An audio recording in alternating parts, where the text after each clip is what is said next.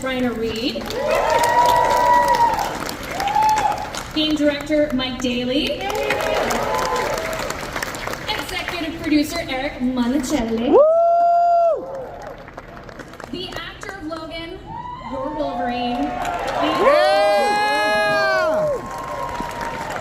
and for the first time on the stage, playing Jean Grey, the one and only Pritzia Bamos. Yeah, Liam! All right, I want to kick this off by talking, of course, about the trailer we just saw. I'm going to start with you, Mike. I want to know this Wolverine that we've known for decades. We've seen him in different iterations. We've seen him in animation, comics, movies, of course, video games. But this is Insomniac's take on this character, this iconic character. When you look at that trailer, who is this Logan that we're seeing? Who is the Logan that you set out to create? Who is this Logan? Yeah. Inside. I can tell you. So we set out to create the ultimate Wolverine game, and that meant making sure we brought to life all the attributes that make this character so beloved. So our Wolverine, he's cynical, he's candid, he keeps people at a distance, not just because he knows he's dangerous, but also because he doesn't want to get hurt yet. He's got a big heart, and that gets him into trouble. He smells. So, gameplay-wise, we prioritized claw combat because that was an essential part of the character to bring to life and to put into your hands. That meant leveraging his mutant healing factor, bringing forth his deep rage that bubbles up uncontrollably in combat, giving you enhanced senses so that you can track and scout enemies so that you can sense incoming danger, and feeling his incredibly heavy skeleton as you try and push forth with animalistic strength. We wanted to make sure that Logan's character and personality came through in every action the player could take. Another really important element is his lost memories, and so you'll be peeling back layers of his past, but it's not an origin story. It's an all-new adventure that takes you all over the globe and is set in Earth 1048, which is the same universe as the Marvel Spider-Man games. Yeah. Woo! You guys heard of that? So when we bring all these things together, the character, the location, the performances, the gameplay, it's all directed towards delivering a singular feeling to the player, which is, I feel like Wolverine. Yeah. Yeah! Liam, you know, one thing that we love about Wolverine is that he's incredibly intimidating, but at the same time, he's got a surprisingly vulnerable side. What surprised you most? Aw, he's just Wolverine. Stop it, you. Stop it. I'll pay you later. What's the plan? So my question to you is, what surprised you most about this version of Logan? And, you know, as someone who's worked extensively in film and television, what was different about finding the character in a performance-driven game like Marvel's Wolverine? Good question. Just before I get into that, I wanted to just, in front of all these people, take a chance to actually say thank you to Insomniac for trusting me with the coolest thing in history.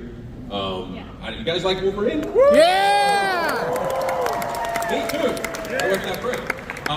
Not just because this story is one of the most exciting stories of Wolverine I've ever read, but because I get things like this, like, I got my family here somewhere. Hi guys, wherever you are. It's right here. I love you. And like, for example, my son, I picked him up from school, and people at the school were like, are you Wolverine? And I was like, why would you say that? Well, your son keeps saying my dad's Wolverine. Like, that's pretty wild. You probably can't see this, but like, I got this from him. That's Wolverine with his famous phrase, "Oh Bob," and that Cyclops, boo. With his sound effect, zog zog zog zog zog. That's what this means to me. That's accurate. That's what this means to me. So thank you in front of everybody. Thank you! Woo! This story is so sick.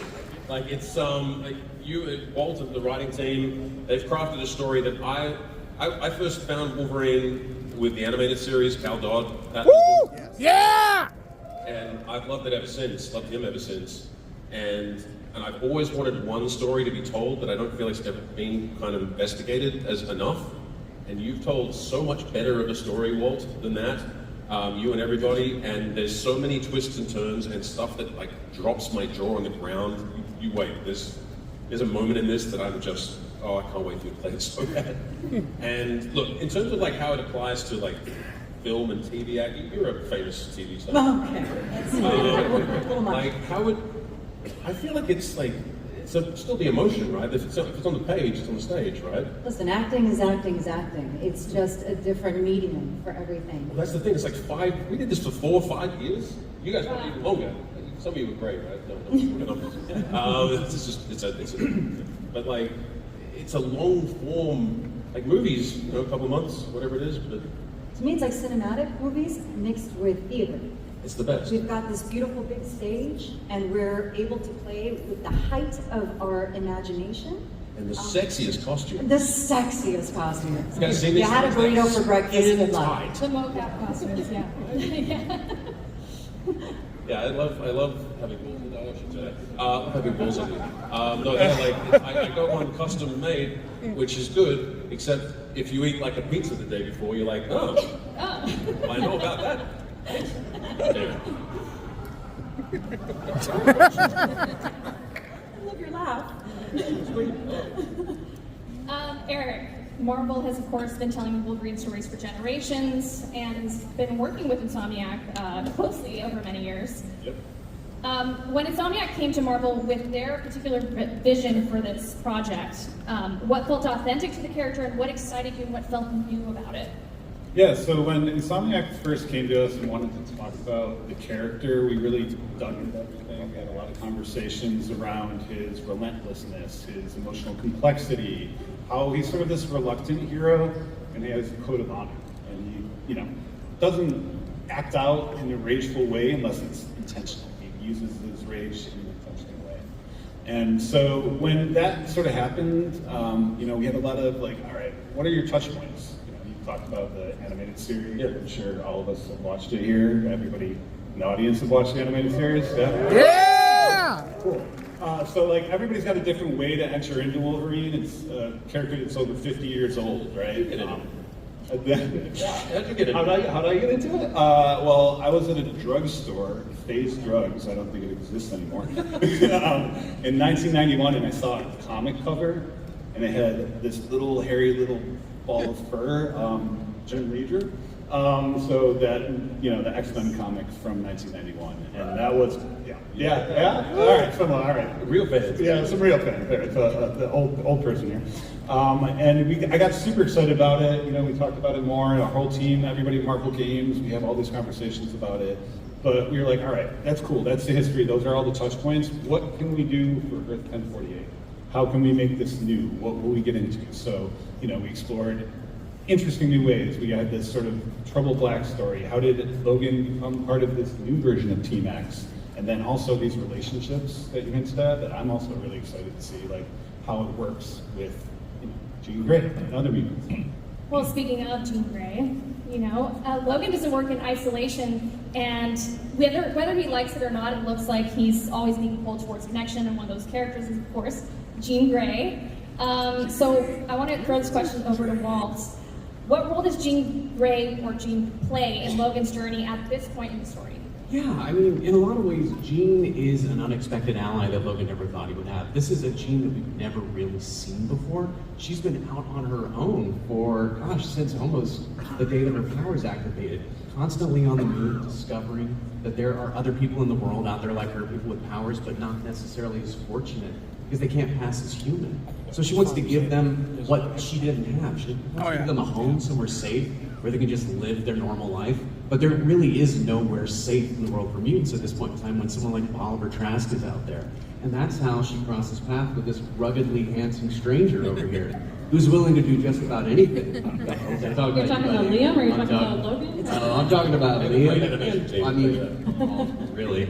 But that's where they cross paths, and she can't believe that this man, this stranger, is willing to do so much to protect the people she cares about. Whereas on his side, I mean, Logan has spent as long as he can remember fighting for mutants who either can't or won't fight for themselves, and suddenly he meets this woman who's willing to stand up and do just that, not because she thinks it's fun or thrilling like some of his co-workers might, but because she actually cares. And I think these two lost and broken souls, they kind of find hope in each other through this, and it gives a little bit of a spark. And they don't know if it's going to be romantic or platonic. I mean, we know, but they don't know yet. And, you know, but they can tell that it's going to be transformative, and it sends them on this path that neither of them are really prepared to go on. Yeah, and you talked about how Gene is kind of breaking down his defenses a little bit and breaking down his walls. So I want to throw this to Pritzia. We finally get to talk to you. What interested you most about her role in this story, and of course her relationship with Logan? Oh, there's so much that interests me about this. I mean, what everybody has said already, this is a very different story. It's beautifully nuanced. What I love is it's got an incredible human element. Yes, she's got her powers. She's had to be alone from an early age, but she can pass, and that can feel really lonely to be able to do that. And it might. Some people might view it as, well, at least you can pass, but then there's so much whirling inside. And she has the burden of caring a great deal. And she thinks she's alone in that too. And she feels very responsible for this newfound family, that she feels she's the only one who can really take care of them. Listen, I'm an eldest daughter, first generation immigrant, you know, so like, I know what that feels like to care a great deal and to feel like, you know, the whole family hinges on me. Yeah. So I was like, oh, I definitely feel this element. And then when she meets Logan, it's like, hold on a second. I mean, I'm sure a lot of you guys have felt that, where you can lock eyes with someone, and who knows where that relationship is going to take you, but there's something there, whether it's a cosmic connections, you've been there before, you're going to be somewhere in the future with that person, but they're like, there's somebody here that I need to know better. And what's great about Jean is, obviously, she's one of the most powerful people in the room. She could see through his walls, she could see through his scars, through his wounds. And what I love about her is she's got courage.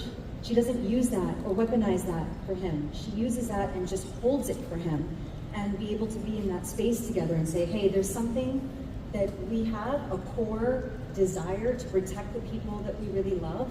What are we going to do about that? I don't know, but we're figuring this out. Yeah, I think they both have a really, really unique strength, but it's very different from each other, and they're both missing something inside them. And when they see each other, I feel like they can help each, even if they don't know it. They kind of, there's a soul connection. Yeah, they hope, like, you know, Jean sees one thing and she's like, I can be more of that, and Logan sees, like, maybe I could be more of that, and it's disruptive. It's disruptive, yes. That's some of the best things in life are.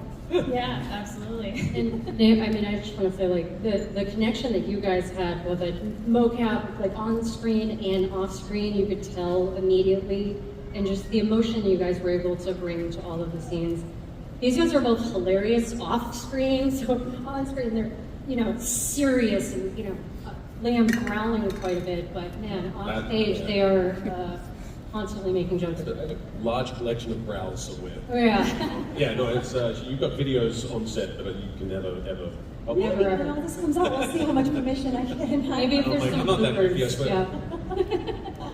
We had fun though. Yeah. Relationships seem to be a huge theme, obviously, in this story and this game.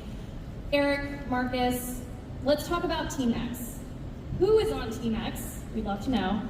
And why is it so important to have them around Logan in this story? Yeah, Eric. Yeah. Oh, what? We can start with Marcus.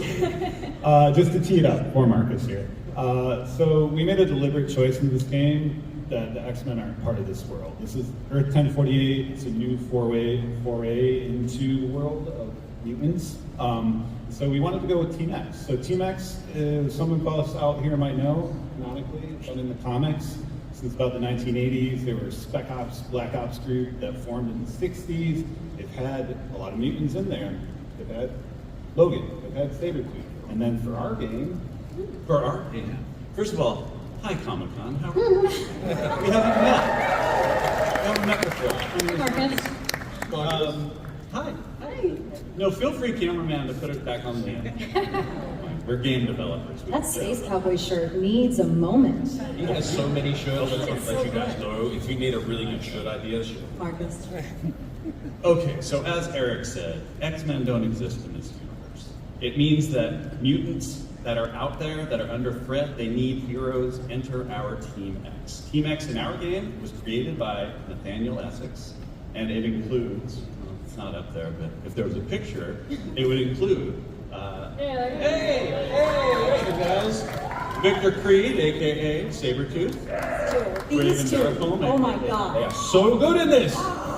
Raven, yes, and Wolverine. And it's important to have strong personalities that Logan can emotionally spar with, because otherwise he would be perfectly content sitting in his cabin in the woods, whittling away, not opening his mouth unless he's talking to nearby squirrels, just like Liam. I love whittling. Yes. You know me. It's a method. I do love it. So our Team X was put together by Nathaniel Essex to fight the existential threat to mutants that is posed by billionaire industrialist Boulevard Trask. Who are you talking?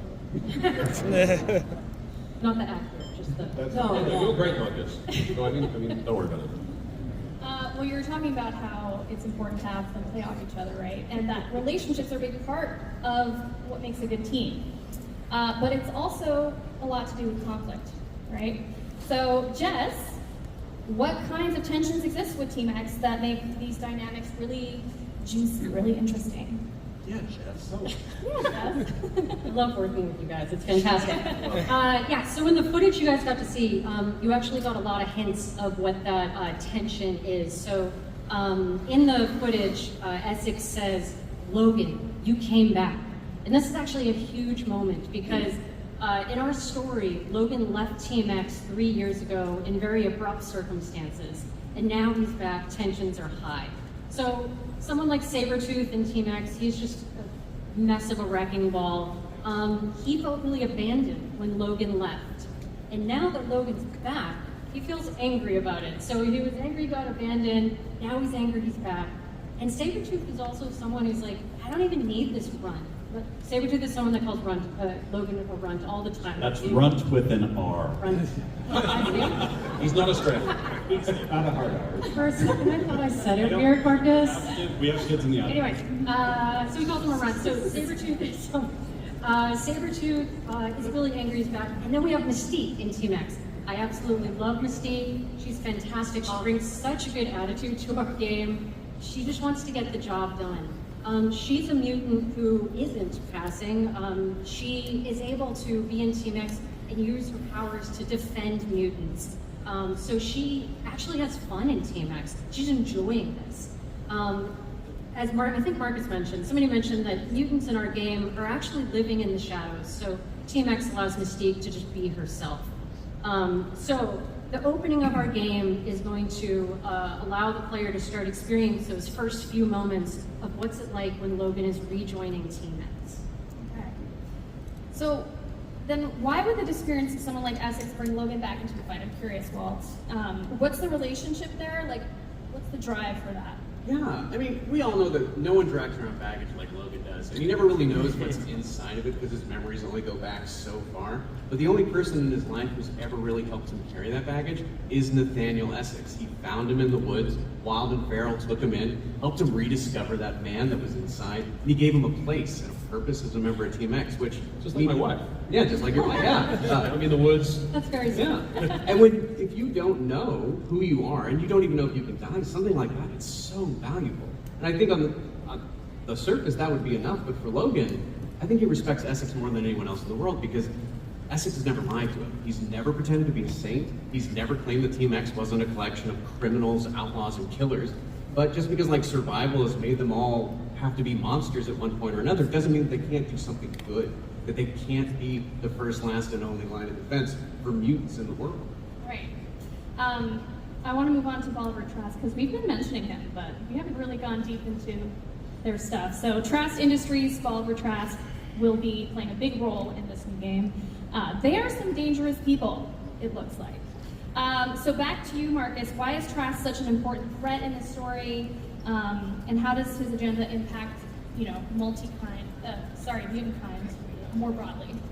Well, I know this is going to come as a shock, but billionaires can cause damage. What? No. Yeah. Well, come to. It turns out that having like unlimited resources and a strong opinion can lead to bad things. Bolivar Trask is a person who sees mutants as an existential threat to all of humankind, and he will not rest until he's used every ounce of his resources to eliminate every mutant from the planet. And that means he's using his Trask guards, which are basically a personal army, but he's also hired the cybernetically enhanced mercenaries, the Reapers, and he will not be stopped unless he can be stopped. Next week we come. That was a cliffhanger. That's high drama. I have to say this pun, but that was Trask-tasker. Nailed it. Nice. Damn. Let's shift to another major force in the game, the powerful demon-worshipping ninja cult, I would call them, the Hand. Jess, tell us a little bit about their role in the game. Yeah, thanks for giving me the question about the demon-worshipping ninja cult. I appreciate it. So we've been able to show the Hand a few times in gameplay and trailers, and it sounds like folks in the audience are familiar with the Hand. So in our game, Deathstrike, so glad we're finally be able to reveal her and see how awesome she looks. Deathstrike is the leader of the Hand, and she's a formidable foe against Logan. The Hand are an assassin group of warriors with a mysterious past, and I don't want to spoil anything, but they are going to be connected to Logan somehow. Logan is going to be fighting the Hand throughout his journey in our game, and eventually it's going to lead him to Japan. In the trailer you guys got to see, there's a moment that I absolutely love where Logan is bursting through a window, there's Hand all jumping on his back, there's a sword through his body, and I think we cut it off in the trailer, but in the actual game, he bursts through the window, rolls on the ground, sword through his body, he just gets up. Dude just gets up like nothing happened and shucks it back in an ninja and kills him. We've had that like from We've had those this, things we've done. Right? Yeah. No, Leon's coolest right. thing ever. We've had this animation in the game for years because it is such an iconic Wolverine moment where he can take that kind of damage. He feels it, of course, but he just gets right back up and throws it back. So that shot like coming out of the glass with the hand like Yes. it's like I feel like that's Iconic comic panel, like just amazing. yeah. So, Glad we got that stuff in. yeah, I hope that answers people's questions about Deathstrike and the Ninja Death Cult. Ninja Death, that's right. I want to throw it back to Kritzia real quick, because I actually skipped one of your questions, and I think we need to hear more from you. So, going back to Essex and Team X, when Jean enters the picture, how does that affect the dynamic of the team? Okay, a lot. Sorry. It affects it a lot. Well, Jean is a catalyst at the end of the day. So, she sees this team that is like, okay, on the surface, wait, we're all here for the same thing. We're here to protect mutant kind. This is good, right? But when you get into a new family and you get to see some of the dynamics that happen, the relationships that happen, you're like, there's something here that's not really vibing and gelling, and I don't know quite what to make of it just yet. So I think she likes it. What's great about her is because she can see so deeply. She's someone who will state things how they are, and she's not afraid of saying it how it is. And so sometimes to the detriment of, some people's comfort zones, she will state things that are like, hey, that's not cool, man. Maybe we should take a closer look at that. She kind of Unlike Logan ruffles Freeman. feathers. Yeah, he gets vulnerable. Oh, sweet. Puppy dog Logan. Oh. And then murders Red Major Logan. Hey, they're all in there. They're all in there. I hear there's Get another your piece of the passive vote. story. Oh, sorry to interrupt. No, I didn't mean to. My bad. Because I'm excited about this part in particular. Another piece of the story that we haven't explored yet that I hear fans should be very excited about. I hear there's a prequel comic. Is that right, Walt? That is correct. Yes. So here's the thing, when you boot up Marvel's Wolverine for the first time, you're gonna meet a Logan who's been out of the game for, 3 years or so? And it's not because he was fired, although that guy down there would have given more than ample reason for that. But, and no, it's because he quit. He walked away without even saying a word, didn't even say goodbye. And you don't really do something like that unless you have a really good reason. So when Marvel reached out to us and said, we know y'all been working really hard on this, you know you're reaching the end, but do you have one more story in you?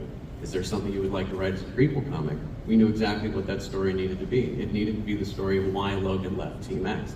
And I don't want to spoil anything because I just want to let y'all know that like you can leave this panel right here, you can head out to our booth, you can get your copy immediately after. Has anyone got one? Anybody ready? Anyone have one yet? Who's ready? Did anyone pay for the booth yet? Take a photo. Yes. Yeah, there it is. I see it.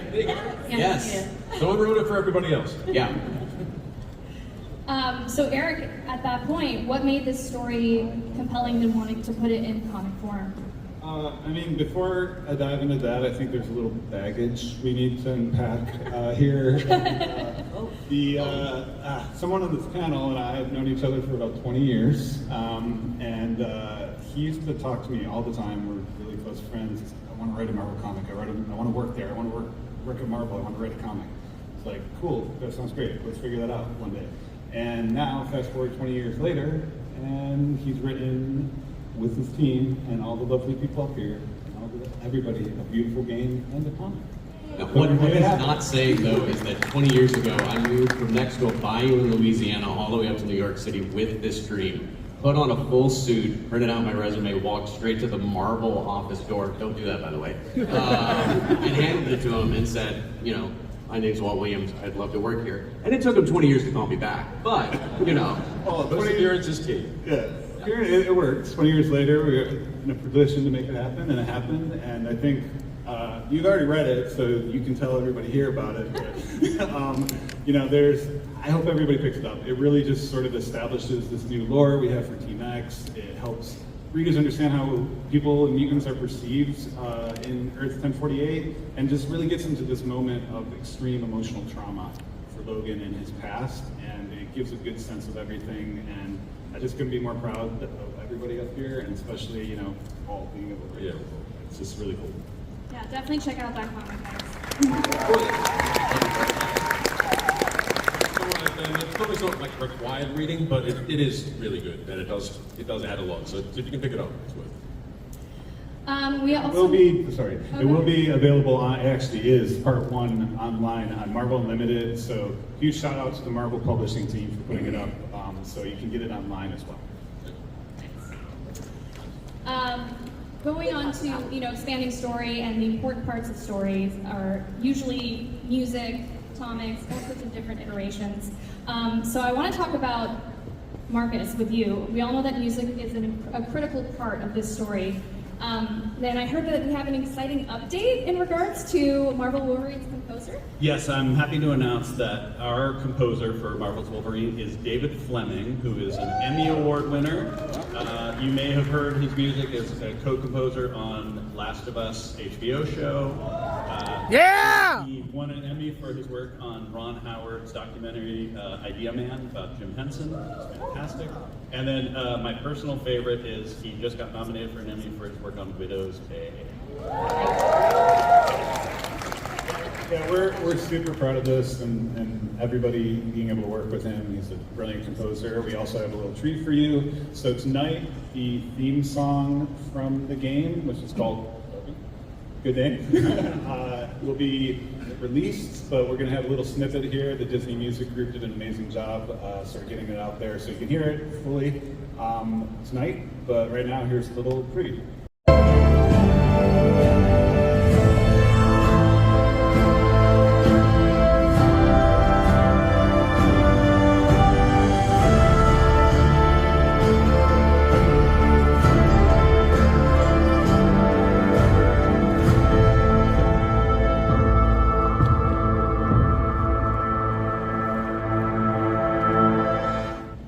Yeah! I love that. That's good, man. Just a little taste, because you noticed too, the soundtrack is going to be coming out August 28th.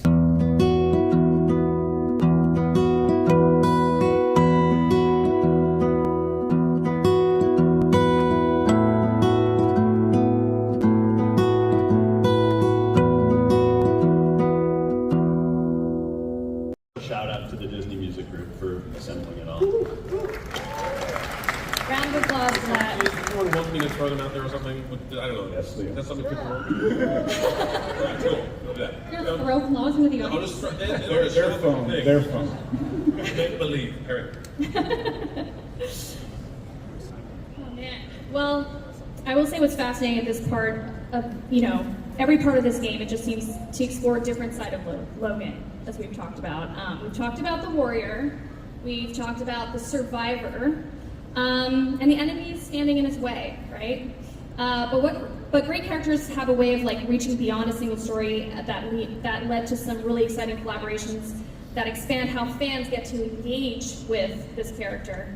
In fact, I hear that there's something in the works with Marvel Tokon Fighting Souls. Is that right, Eric? Yeah, that's right. Turning my chair, Mike. We're gonna listen. Mike, tell us what's going on with that. So I want to set the table a little bit. I wonder if anybody in the audience has played Marvel Spider-Man or Miles Morales. So those few lucky people know that unlocking and crafting iconic suits from the long and storied history of these characters is really fun, and it is great to pick sort of your favorite book. In Marvel's Wolverine, we continue that tradition because Wolverine has taken on so many awesome costumes over the years. When we saw Marvel Tokon and the Wolverine in that game, we were like, holy cow, that is a look. I want that in our game. Which is of course tricky because these games are developed at the same time. It's not looking back in history. But today I'm super proud to announce that we made it happen.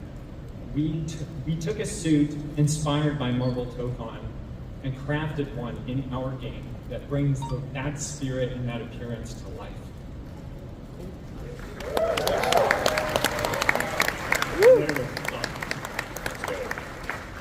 Looks awesome. Oh my gosh. And that's what I love about Comic-Con, seeing creative worlds collide and come together. And I heard that there's more to this collab. So how did this collab come to life, and what more can you share? Sure. So at the heart of it, Marvel Games and SIE connected us together. When we saw what Arc System Works was cooking, it's clear that this was a perfect fit for a crossover. So in addition to us taking inspiration from their suit, we're also super excited to announce that Insomniac's original suit design, the Battle Reborn suit, has been brought to life in Marvel Tokon as well. Heck yeah! Yeah! So what that collaboration looked like was, once we sort of shook hands on it, we traded concept art, 3D models, renders. We sort of changed the characters' proportion to fit each other's game so that they fit in style. And then we worked carefully to get that sort of skin shader look to authentically represent each other's games. There was a lot of back and forth. And one of the details about this collaboration that I love is in Marvel's Wolverine, you unlock the Marvel Tokon suit for crafting by entering a Japanese arcade. Amazing. So, But don't tell the rest of the world that. Let's just keep right, that yes. here. That was a spoiler, so yeah. Friendly At least that. Just between us. Just between us, that's Don't right. tell anybody that. So, players of Marvel Tokon will be able to don Wolverine's Battle Reborn suit on September 1st, and Marvel's Wolverine will have the Marvel Tokon suit on day 1, September 15th.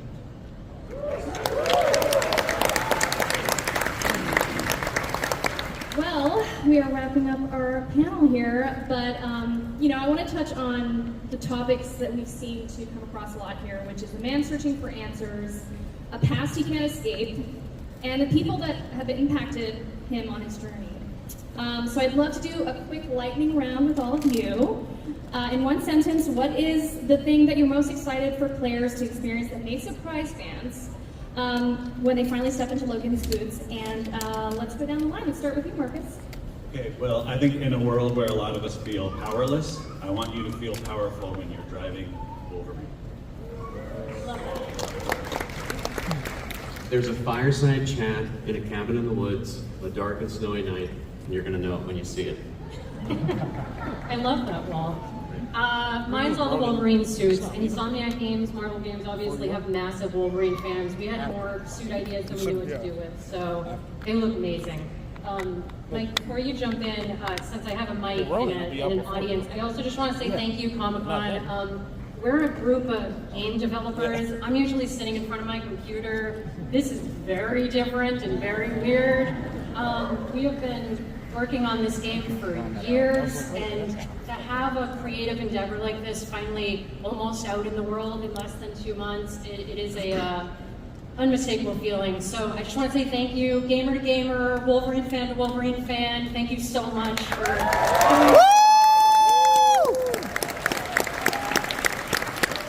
this is an absolute dream come true from a little video game kid from the 80s, so thank you. Physical media! I just want to say Jess's video game developer disclaimer also applies to me. But no, I mean, the thing that I can't wait for people to experience with this game, it's so different having the controller in your hands than watching a video, is Berserker Rage. We really brought it to life. It makes you feel the frenzy. For me, it's, sorry for the interruption there. You're so polite. I try. Thank you all for coming here. First off, like Jess said, this is a dream come true for all of us, so appreciate all the love.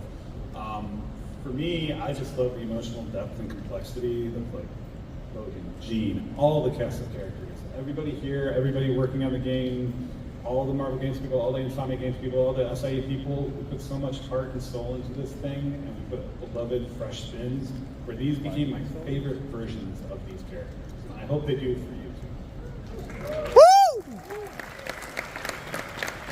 I'm excited that you'll finally get to see what an Australian's impression of this character is.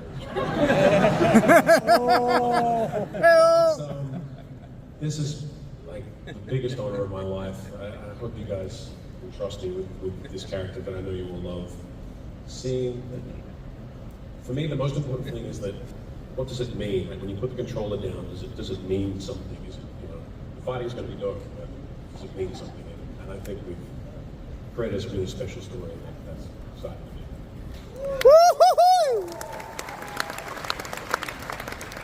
me. Yeah, for me, there's a lot of emotions coming. I've never done anything like this. This is so beautiful, and you guys are so beautiful. Thank you. Thank you.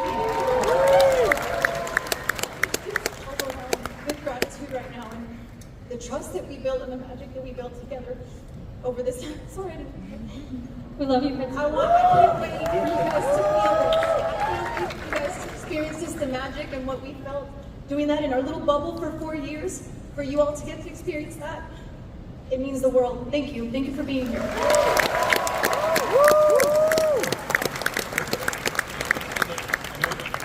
But like, can I get like a let's go bump from everyone if I film it? Because I don't know how many whole H's I'm ever going to get to do in my life.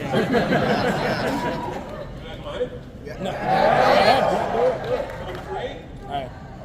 3, 2, 1. Let's go, Bob! Guys, he didn't turn the camera thing.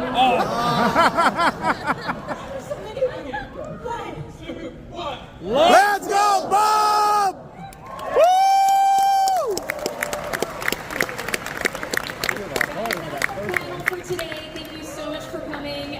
Marvel Games, Insomniac Games, and of course Hall H, thank you so much. Shout out to our incredible panelists. Woo!